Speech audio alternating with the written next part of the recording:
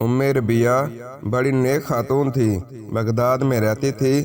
اللہ تعالیٰ نے بڑی دولت عطا فرمائی۔ ان کی شادی بھی ایک دولت مند شخص سے ہوئی۔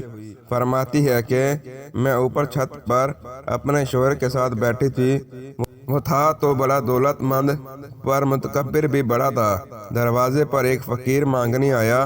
میرا خاوند بالکنی سے جھانک کر کہنے لگا، اسے کچھ نہ دینا، یہ دکاندار ہے، یہ دنیا دار بنے ہوئے ہیں، جان بوجھ کے مانگنے آتے ہیں۔ تو میں نے کہا، تیری دولت سے نہیں دوں گی، میرے میکے سے جو کچھ آیا ہوا ہے اس میں سے دینے کی اجازت دے دینا۔ اس نے کہا، فقیر کے پاس جانا ہی نہیں۔ عورت کہتی ہے، اس مانگنے والے کا جو دروازے پر کھڑا تھا، اس کا جو انداز تھا، اس سے لگتا تھا کہ کئی دنوں کا بھوکا ہے۔ اس جوان کے چہرے پر عجیب بھوک تھی۔ میں شوہر سے نظر بچا کے آئی اور میں نے چند دینار اس کی ہتھیلی پر رکھے۔ جب میں نے دروازہ بند کیا تو سامنے میرا شوہر کھڑا تھا۔ کہنے لگا، میرے بغیر اجازت کے دیتی ہے، جہاں تجھے 3 طلاقیں۔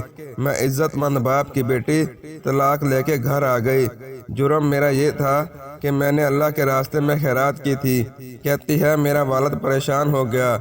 میں شدید پریشان، میرے والد اور والدہ بھی پریشان تھے کہ رشتہ کہاں سے آئے گا۔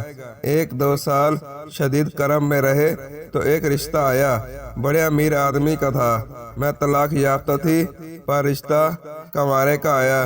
جب وہ رشتہ ہو گیا، میں پہلے دن اپنے خاوند کے پاس گئی تو مجھے کہنے لگا، مجھے جانتی ہو میں کون ہوں؟ میں نے کہا نہیں۔ تو کہنے لگا، میں وہی ہوں جو تیرے دروازے پر خیرات لینے آیا تھا۔ تجھے میری وجہ سے طلاق ہوئی تو میں اسی رات جا کے مسلے پر رویا کہ مولا، میری وجہ سے بیچاری کا گھر اجڑ گیا۔ پھر میں نے 18 گھنٹے محنت کی، تجھے عزت دینے کے لیے۔ کہنے لگا، اب تجھے بیوی بنا کے نہیں، مہرانی بنا کے رکھوں گا، تیری نوکری کروں گا، تو میری محسن ہے۔ 1 سال گزرا، مجھے اللہ نے بیٹا بھی دیا۔ میرا شوہر سارے کام خود کرتا تھا۔